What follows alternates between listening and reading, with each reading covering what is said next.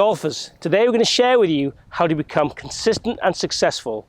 A couple of key things that you need to be doing to become both of those. So today we're going to talk about two things: the pivot, both backswing and through swing, and also the arm position in the through swing in particular, in order to manage your tilts, in order to manage the club face correctly. Now if you do these two things right, it creates the right sequence, it creates the right staying down on the ball, stops you lifting up and topping shots and fatting shots, these kinds of things. So it gives us ultimate control and ultimate strike. So if you do these things right, amateur golfers, you will become better. So in the backswing, first of all, what we're looking for is a good pivot. Now what is a good pivot? For me, a pivot is one that has a sense of being completed. Whether that can be completely centered or a slight bit of lateral movement to the right hand side would depend for me on the flexibility. I'm not going to stand here and prescribe to you and say you have to be centered. Would I prefer you to be centered? 100%. Is it achievable by all golfers? Probably not. And the people who try and achieve it who can't do it correctly are probably then going to have a 90% turn or an 80% turn and therefore affect their sequence in the downswing, which might be more detrimental than allowing you to move a little bit off the ball. So please bear that in mind. What I'd like you to feel you're going to do is in your backswing, I've got this rod between my feet here. I'm going to like you to feel like your right hip works towards that rod, and we feel that your right hip would almost disappear as we look at it from face on from the camera view. At the same time we do that, I want you to feel that your right shoulder disappears behind your head. Now if you can do that whilst keeping your head exactly in the same spot it started with, which should be kind of on the back edge of the golf ball, so stroke the club head position, then great. Now the easiest way to allow you to achieve that is to move these hips. Now in moving these hips, what you'll notice is my lead thigh, my lead knee work towards the golf ball. Again, I'm completely happy with that. What I don't want is this kind of yin and yang movement with the knees, where this one really straightens up and this one goes down a lot. If we have a rotation, a slight straightening, a slight moving down and across with the lead knee, I'm completely happy with that. We want to get that rotation. If you take the club and put it across your chest, make the club head get behind the golf ball, try and get the shoulder to disappear, try and get the hip to disappear, and see what kind of leg action you need to do to produce that. Also then experiment with flaring the right foot more. That for sure will make the backswing easier, but it'll probably make it harder to push off the ground on the way down. So we want to find a blend, for me, where the right foot probably flares open 10 to 15 degrees. That allows us to have some mobility in the backswing, but also allows us still to go through the golf ball. Now the lead foot for me wants to be 20 to 30 degrees, because getting through the golf ball, very, very important. So what we're looking for in the backswing is this solid pivot, moving the rib cage, moving the hips, moving the knees, using the body a bit like a cog. So we'll take the body as far as it can go with the upper body. Then, okay, let the hips move. Okay, then let the knees move. Okay, then let the ankles move, for example.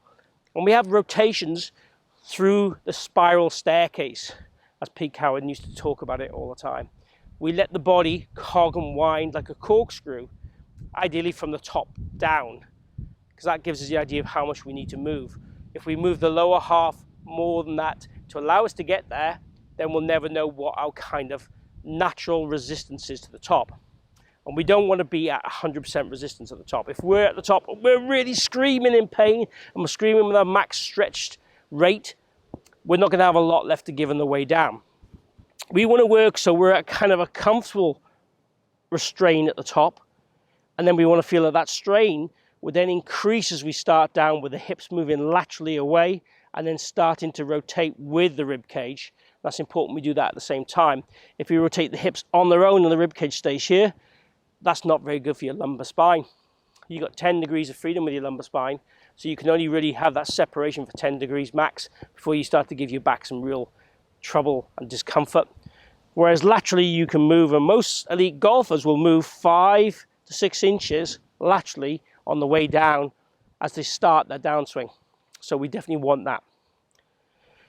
So that's the backswing. We want to feel that the backswing is very centered, very rotational, and a slight bit of movement off the ball if you cannot create that centered look for your own personal moves. Now the follow through. One of the things I want to do with the follow through is try and keep you in that tilted position. I want to try and keep you in a tilted position through the hit, like this. And if we do that correctly, you can still see this lead arm. Now if I don't tilt, you see that lead arm gets covered.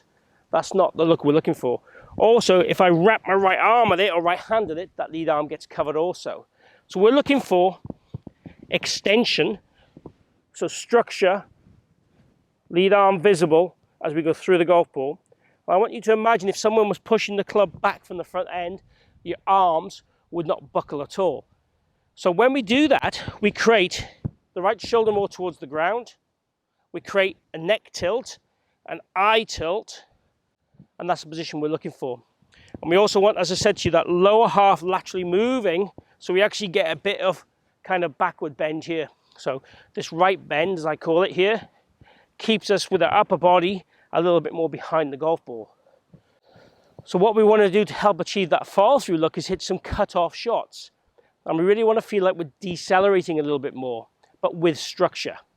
So we'd want to hit shots which are kind of 1/2 to 3/4 backswings, stopping here, lead arm visible, massive structure on the fall through, staying in tilt. And at the same time then we want to be getting consistent ground reaction with the club and getting that ball on turf. We want to do that. And if we do that correctly, we should hit penetrating, solid, straight-ish golf shots. Now, if I under-release it a touch, they might well cut a little bit. If I over-release it a touch, they're going to draw a bit too much. So the ball flight will be straight-ish, let's call it that at the moment.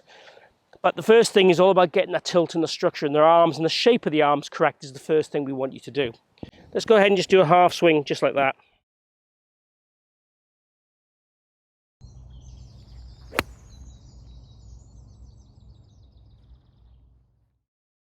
That one there, pretty straight. Felt a good strike. I could probably get a bit more ground, so I could probably have a bit more tilt just by the action of not taking the divot there on that particular one. And if I did that, it'd probably come from more tilt because my arms looked structured in the finish. Now, if my arms are a bit bent, a bit wobbly, then it might well be to do the arm structure not creating the correct radius to hit the ground as opposed to my tilt. But I know with my golf swing, because of my slight back issues I've had in the past, I probably don't quite tilt enough. So me doing this drill repeatedly would probably help me get more natural tilt in my golf swing, which is what I want. Now, how do we take this to the golf course? How do we build this to be a normal swing? On the golf course, what I'd want you to do is make a really solid practice swing. So big turn, hold off, kind of left arm high, if you like, tilt, feel that kind of pressure, step into the golf ball. Now we're going to do a full swing, and we're going to feel we do both those things.